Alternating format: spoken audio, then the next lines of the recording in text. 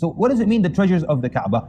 Are there treasures buried? Is there gold buried under the Kaaba now? There is a major treasure buried underneath the Kaaba. We don't know exactly where it is buried to this day. It was buried by the tribe of Jurhum. It was buried in the ancient times.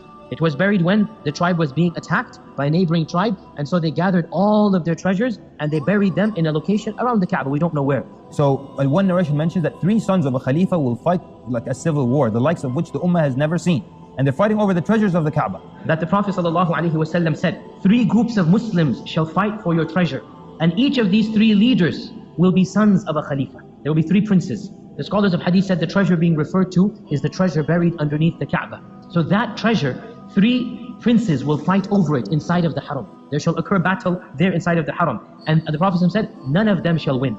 Then he said, there shall come black flags from the east. And then a war shall ensue between the Muslims that no ummah has ever undergone such a severe war. Another narration in the Musnad Imam Ahmad says, when you see these black flags, then realize that the Mahdi will be with them. So when you see the black flags, give bay'ah to the Mahdi, even if you have to crawl on snow to get to him. There is another narration which mentions as well the country, and this is Khurasan, and this is in Sunan al-Tirmidhi. There shall come from Khurasan black flags, and they shall continue until they reach Jerusalem, and nothing will be able to stop them. They will reconquer Jerusalem. Also, my brothers and my sisters, from amongst the minor signs of the Day of Judgment, the Nabi alayhi salatu wasalam, he says, will come to a time where the Medina al-Munawwara will not exist the way it used to exist. And Medina al-Munawwara will not exist, will be a dead place.